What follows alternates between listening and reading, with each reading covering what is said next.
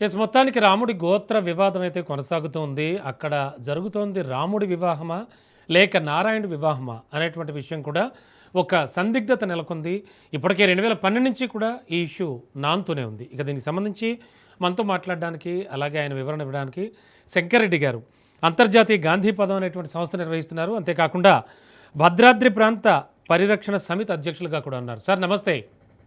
నమస్కారం. నమస్కారం సార్, శంకర్రెడ్డి గారు, ఓవరాల్గా 2012 నుంచి కూడా నడుస్తున్నటువంటి ఒక సందిగ్ధత ఏం జరుగుతోంది? అసలు ఈ గోత్ర వివాదానికి వెనక ఉన్నటువంటి నేపథ్యం ఏంటి సార్? అయ్యా, మాకు తెలిసి మేము స్థానికంగా ఇక్కడ ఉండేవాళ్ళం. నేను కూడా ఆధ్యాత్మిక చింతనలో ఎక్కువగా ఉంటాను. నేను 1980s నుంచి కూడా ఆధ్యాత్మిక దూరంలో ఉన్నాను. నా స్టూడెంట్ లైఫ్ నుంచి 2012 నుంచి ఒక దురదృష్ట వాతావరణం ఈ భద్రాచలంలో నెలకొంది. అది ఎలా అంటే, చిన్నజీయర్ మఠం భద్రాచలంలో నిర్మాణం చేసినప్పుడు మేము అందరం సహకరించాం. ఈయన ఏదో మంచి హిందుత్వాన్ని ముందుకు తీసుకెళ్తున్నాడనే ఆధ్యాత్మిక చింతనతో మేము సహకరించాం. అన్నీ బాగానే ఉన్నాయి. ఆ తర్వాత 2012లో మొట్టమొదటిసారిగా వాళ్ళకున్న కుళ్ళు బుద్ధి మాకు తెలియదు, పుచ్చితాలు మాకు తెలియదు. వాళ్ళకున్న మరి ద్రోహ బుద్ధి, రాముడికి ద్రోహం చేస్తారని మేము ఊహించలేదు.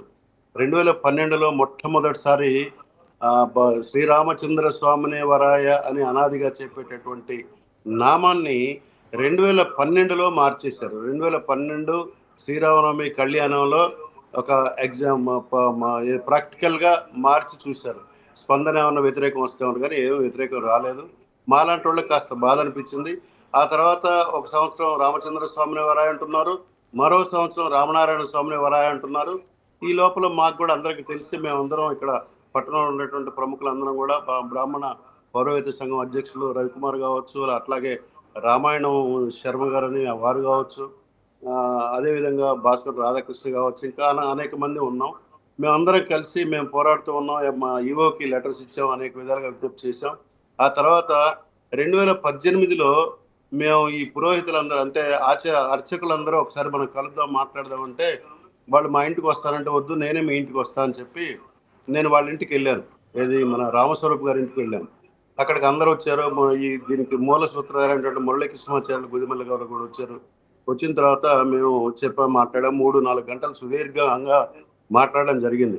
వాళ్ళు చెప్పేది ఎంతసేపటికి రామనారాయణ అంటే గొప్ప నామం, రామనారాయణ అంటే ఇక్కడ భద్రాచలంలో శ్రీరామచంద్రుడు లేడు, భద్రాచలంలో ఉన్నది ఆనాటి శ్రీరామచంద్రుడు కాదు, భద్రాచలంలో ఉన్నది దశరథ తనయుడు రాముడు కాదు, ఆ అవతారం సాధించి ఆయన వెళ్ళిపోయాడు, ఇప్పుడున్నది శ్రీ మహావిష్ణువు. కాబట్టి శ్రీ మహావిష్ణువు గోత్రాలు చాలా పవిత్రమైనవి. మన రాముని వారి గోత్రాలు చెప్పడానికి లేదు. ఇక్కడ రాముడు అనేవాడు లేడు, శ్రీరామచంద్రుడు లేడు, రామనారాయణుడే ఉన్నాడు. కాబట్టి మీరు కూడా మా దారిలోకి వస్తే మీకు పుణ్యం పురుషార్థం ఉంటుంది అంటే, అయ్యా నేను మీ దారిలోకి రాము, మా ఉద్యమం చేస్తాము, మా ప్రాణం పోయేంత వరకు కూడా మేము రామనామంతోనే స్మరిస్తాం తప్ప రామనారాయణ నామాన్ని మేము జీర్ణించుకోలేమని చెప్పడం.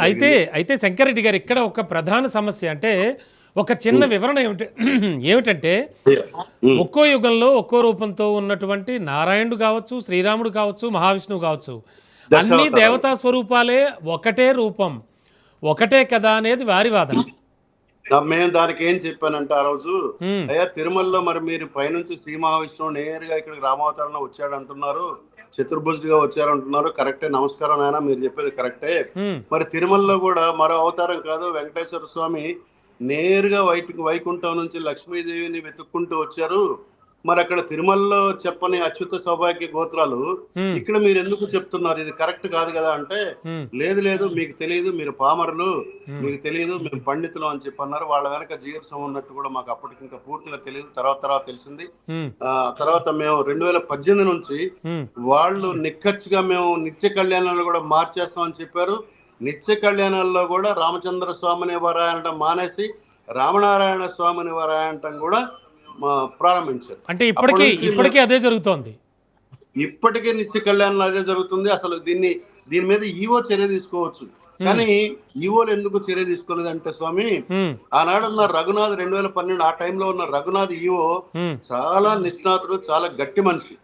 ఆయన పీరియడ్ లోనే ఒకసారి వీళ్ళు జై రామనారాయణ అంటే, మీరు అదేంటి కొత్త పదం తీసుకొస్తున్నారు, కొత్త పేరు తీసుకొస్తున్నారు, జై శ్రీరామచంద్ర అనాల్సిందే అని ఆయన చెప్తే, లేదు ఆయన లెటర్ కూడా ఇచ్చారు, దీనికి మీకు ప్రామాణికం ఏముందో లెటర్ అంటే ప్రామాణికం ఏం లేదు, ఉమ్, అది మళ్ళీ మనం మాట్లాడుకోవడం అని చెప్పి వీళ్ళేదో లెటర్ తాత్కాలిక లెటర్ ఏదో ఇచ్చారు. ఉమ్, ఇచ్చిన తర్వాత ఆయన ఊరుకోలేదు. చిన్నజీయర్ని ఆనాడు వాళ్ళు డయాస్ మీద కూర్చోబెడితే కూడా ఆయన లేఖ ఇచ్చాడు, మీరు ఎందుకు డయాస్ మీద కూర్చోబెట్టారు కళ్యాణంలో అని. అంత నిక్కచ్చిగా, అంత కఠినంగా, అంత సిన్సియర్ ఆఫీసర్ ఆయన రఘునాథ్. ఉమ్, ఆయన్ని ఇక్కడి నుంచి లేపేశారు, పంపించేశారు, ట్రాన్స్ఫర్ చేస్తారు. ఉమ్, వీళ్ళకి ఎదురు తిరిగిన ప్రతి ఒక్కళ్ళని ట్రాన్స్ఫర్ చేయటం, లేకపోతే ఇబ్బంది పెట్టడం, ఆయన మీద బయట వాళ్ళు కానీ చేసినట్టు రిలే నిరాదీక్షలు చేశారు గుళ్ళో, ఉమ్, చేసి ఆయన్ని అబాస్పాలు చేసి ఆయన పంపించేశారు. ఉమ్, కాబట్టి అట్లా ప్రతి ఈవో కూడా వాళ్ళకి భయపడేది. అందుకే వాళ్ళ జోలి పోతే ఇక్కడ ఉన్నారు లేపేస్తారు, ట్రాన్స్ఫర్ చేసేస్తారు, పంపించేస్తారనే భయంతో ఈవో కూడా మాట్లాడలేదు. నాతో చాలా మంది ఈవోలు కూడా షేర్ చేసుకున్నారు, ఉమ్, అయ్యా మేమేం చేయలేము. లాస్ట్ టీఆర్ఎస్ ప్రభుత్వంలో మొత్తం వాళ్ళ వాళ్ళ చీఫ్ మినిస్టర్ మొత్తం వాళ్ళు అనుకున్నాడు జీరో వెనక, ఆ శక్తి ముందు మనం ఏం పనిచేయమని చెప్పి అన్నారు చాలా మంది ఈవోలు కూడా. ఉమ్, దాని మీద మేము తర్వాత రిలే నిరాహార దీక్షలకు పూనుకున్నాం. రిలే నిరాహార దీక్షల్లో కూడా మా మీద చిన్నజీయర్ దగ్గర నుంచి అనుకోండి, రమణాచార్య అనుకోండి, వీళ్ళందరూ ఒత్తిడితో, సీఎం అనుకోండి, రాష్ట్ర పెద్దల ఒత్తిడితోని, ఆనాడున్న ఎస్పీ సునీల్ దత్ యాక్చువల్గా మంచి వ్యక్తి, ఉమ్, కానీ అతన్ని కూడా థ్రెట్ చేసి అతను మమ్మల్ని భయపట్టేంత పరిస్థితి చేసి, శంకర్రెడ్డిని ఈ జోలు వస్తే ఈ నిరాహార దీక్షలు చేసి పిచ్చి పిచ్చి పనులు చేస్తే I will file A case, ఏది నక్సలైట్ మావోయిస్ట్ కేసు పెడతా అని చెప్పాడు. ఉమ్. టార్గెట్ చేశాడు. టార్గెట్ చేస్తే నేను అంటే అంతవరకు వెళ్ళిపోయింది విషయం.